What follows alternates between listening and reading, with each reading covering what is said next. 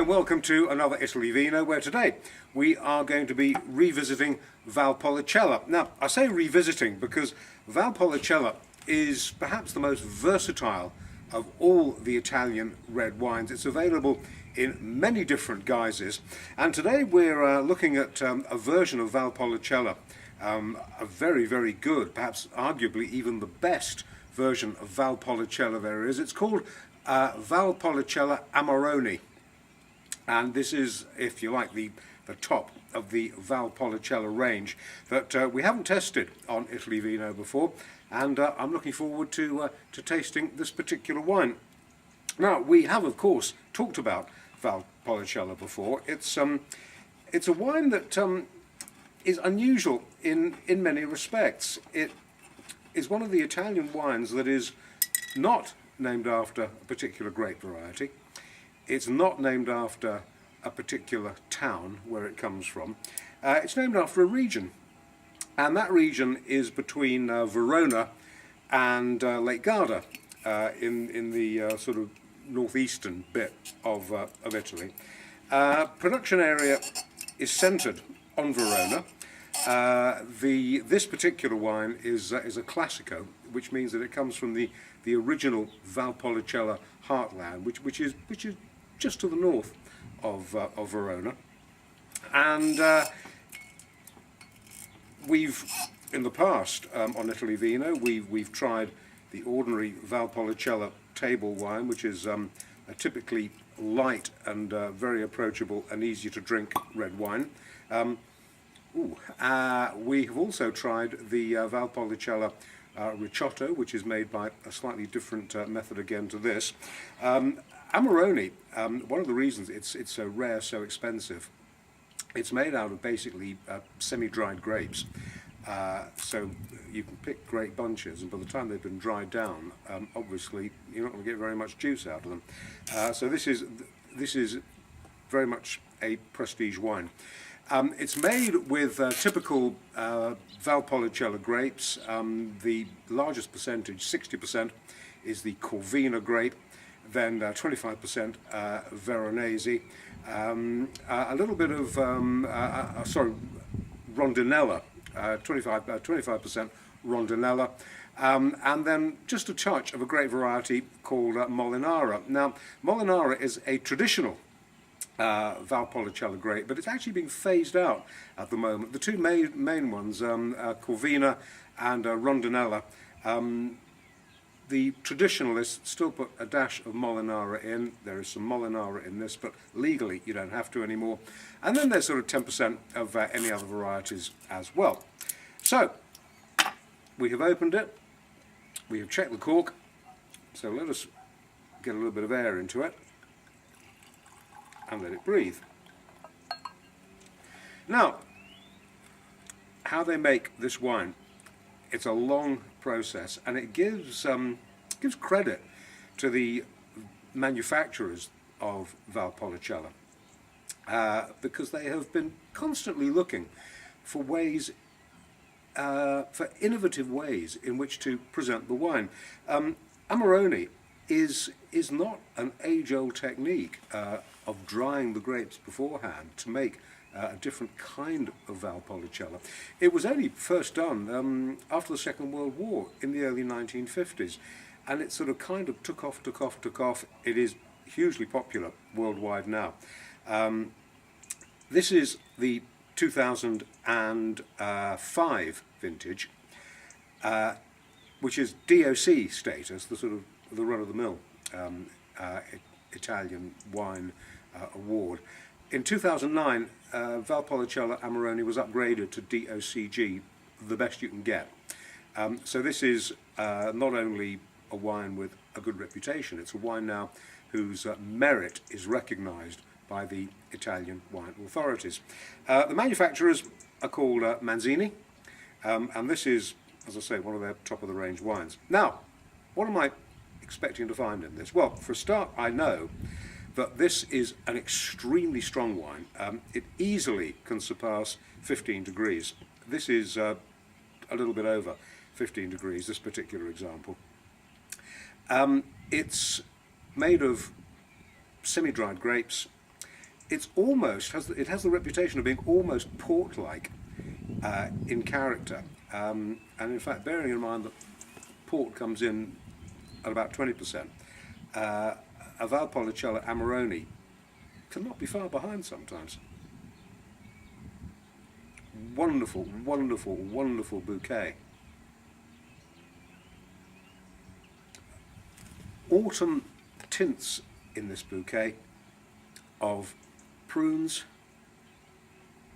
chocolate, bitter chocolate,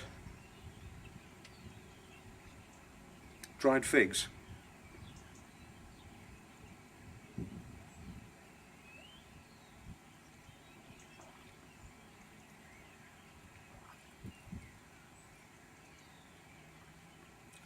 And that is superlatively good.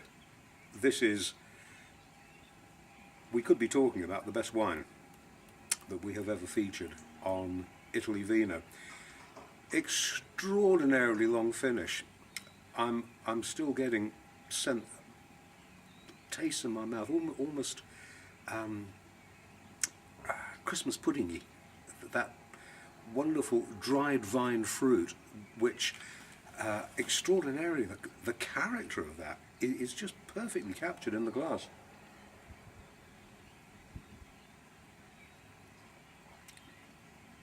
Sense too, almost spicy, almost kind of sort of Zinfandel-ish in character, little hints of clove and cinnamon. This is an absolutely top wine, with a kick too. Still, just with a couple of little sips, this wonderful warming and mouth-filling feel. It's a superb, and that superlative quality is reflected in the cost, because this you will not find a decent Valpolicella Amarone for under €30. It can't be done. And bearing in mind that you can get a very, very good entry-level Barolo for a notch under 20, that just sort of puts everything into perspective.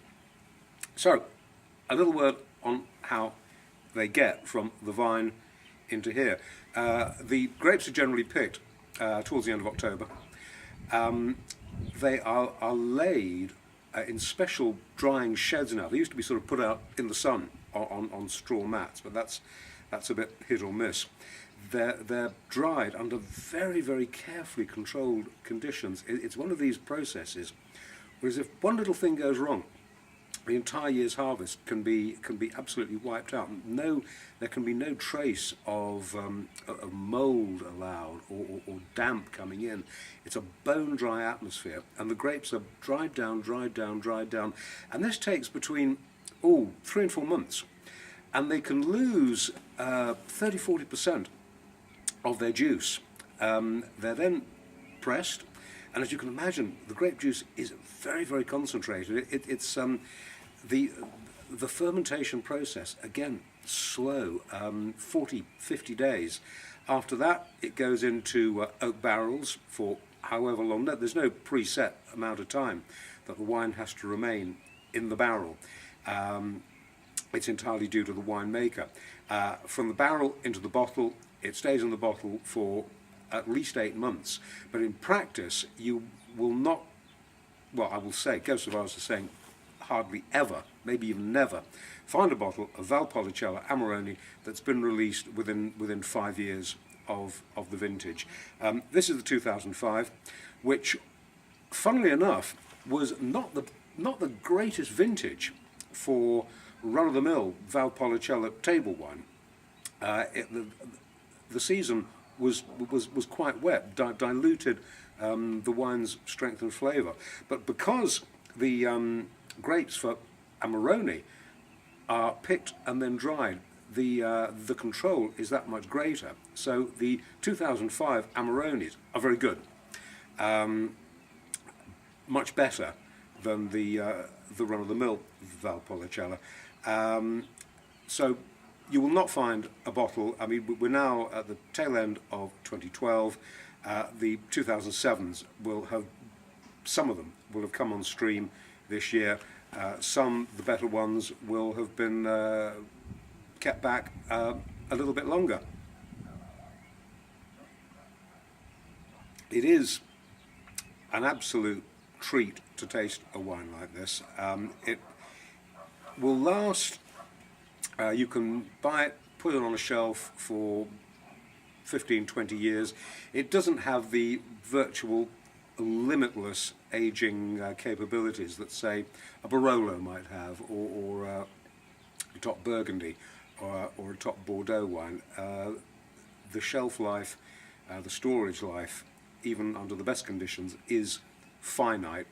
If you buy a bottle to put aside, remember to store it flat in a wine rack somewhere. And as I say, it will go on improving for 15, 20 odd years. Marks out of 10. Well, I think the highest mark I've ever awarded to a wine on this Italy Vino series is sort of somewhere in the 8.5 range. This is a 9. 9 plus. It's very difficult to envisage a wine, an Italian red wine, that could be better than this.